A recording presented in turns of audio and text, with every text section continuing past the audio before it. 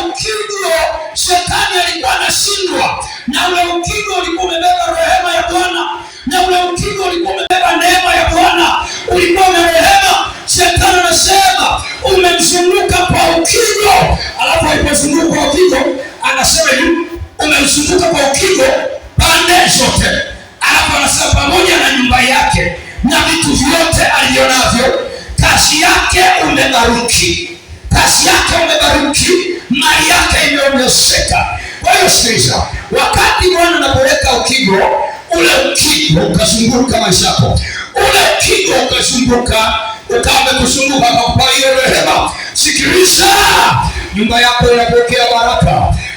Kazi zako zinabarikiwa, watoto wako wanabarikiwa. Kwa hiyo ninakuombea Bwana kurehemu, akuzungushie ukigo kwa jina la Yesu aliye hai. Haleluya. Hebu muulize mwenzako, wewe una ukigo hapo ulipo? Kama sema. Muulize tena, una ukigo wewe? Au unaishi tu bila ukigo?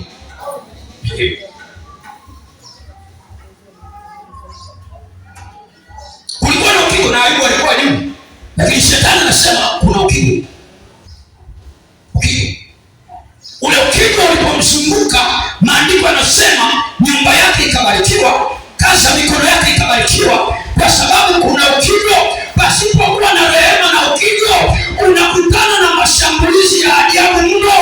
Biblia inasema wanasema wanataka kunimeza, wanataka kunimeza. Pasipo ukigo unakutana na mashambulizi. Ukifanya hiki kinashambuliwa, ukienda hiki kinashambuliwa, ukienda shambani unashambuliwa, kule unashambuliwa, ukipiga vitumbua vinashambuliwa, jaribu kufanya kile kinashambuliwa. Lakini hapa Biblia inasema wakati Mungu alipomrehemu Ayubu, akamwekea ule ukigo, nyumba yake ikabarikiwa na kazi zake zikabarikiwa.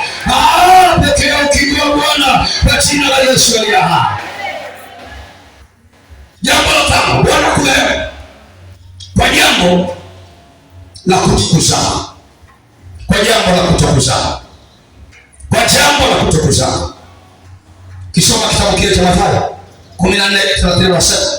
Lakini alipoona upepo akaogopa, akaanza kuzama. Akapiga yowe, akasema Bwana niokoe. Mara Yesu akanyosha mkono wake, akamshika. Kwa jambo la kutokuzaa. Kutokuzaa. Pokea rehema. Akurehemu. Usizame. Mtu wa Mungu usizame. Usikubali kuzama. Nyumba yako isizame.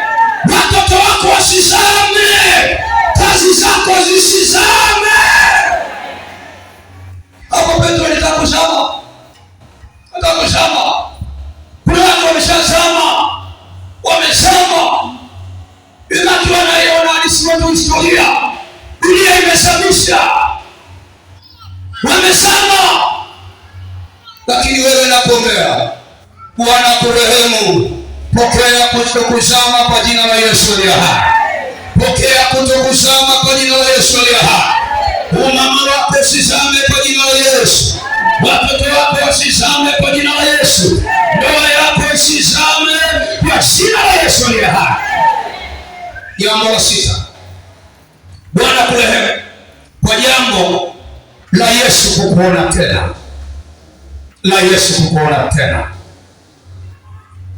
Biblia inasema katika Yohana 16:22 inasema, basi ninyi hivi sasa mna huzuni, lakini nitawaona tena, mioyo yenu itafurahi, na furaha yenu hakuna atakayewaondolea. Nimesema kurehemu kwa jambo la Yesu kukuona tena. Yesu anasema ninyi hivi sasa mna huzuni. Yesu anajua kwamba uko mahali gani. Yesu anajua hivi sasa, na Yesu anaongelea sasa. Anakuona sasa ulipo, anaona sasa moyo wako ulipo. Yesu anasema ninyi hivi sasa mna huzuni.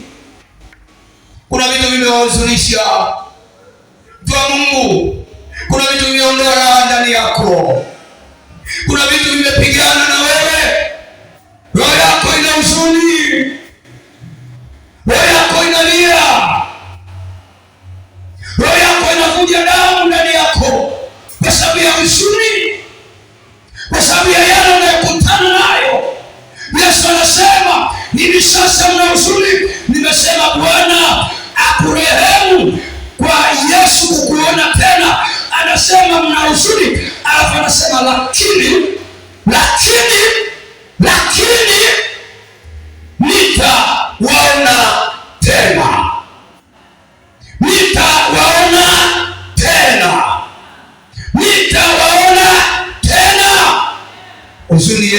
haitakuwepo, huzuni yako haitakuwepo, huzuni yako itakimbia, huzuni ya maisha yako itakimbia, huzuni kwa watoto wako itakimbia, huzuni kwenye ndoa yako itakimbia, huzuni yako itakimbia. Sema amen. Haleluya. Nilipokuwa nahubiri Mkalama, akaja baba mmoja ana huzuni kweli kweli. Alikuwa na huzuni kweli kweli. Ametoka Njombe. Sasa akaja kwenye kipindi cha kuongea, akasema mchungaji, nina huzuni kwenye moyo. Kaambia huzuni gani? Akasema kila nikichumbia mtu ananikataa.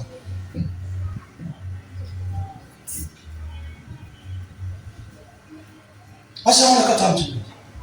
Toka Njombe nilichumbia karibu 10, walikataa.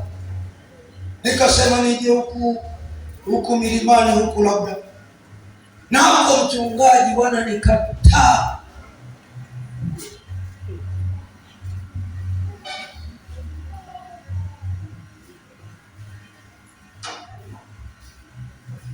Alafu hapo kuna wakati mwingine anakuja na wakike na hasa mchungaji, yaani sipati mtu wa kunichumbia.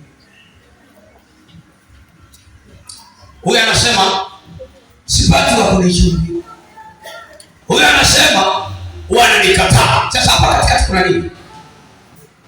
Hapa kuna katikati kuna nini? Kuna nini hapa katikati? Maana yake kunatakiwa rehema ya Bwana, neema ya Bwana. Kuna mshirika wangu mmoja alikataliwa mpaka nikamwambia wewe sasa usichumbie. Ukiona mtu njoo unaambie.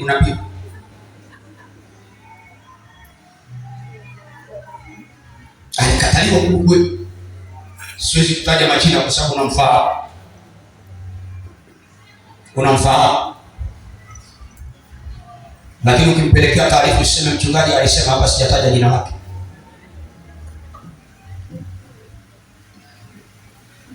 Kila kichumbia. Bwana nikamwambia sasa acha kwanza. Ukimwona mtu leta taarifa kwa mchungaji. Akatembea akaona, nikamwambia usijaribu kuongea naye. Wewe usiongea naye, watu wamejaribu, usijaribu kuongea naye. Leta. Alipomwona akanesa cheke, nimemwona. Alikuwa anapita pale. Nikamwambia umeshauriana naye, umesema umeongea na kanisa, siongea. Maana yake angeongea angevunja miko. Nilimwambia akiona yoyote asiongee naye chochote. Na hata kumsalimia nilisema asisogee kumsalimia, ila apite, kwa sababu akishamsalimia nuksi ameshakuwa na nuksi, ameshaharibu kila kitu.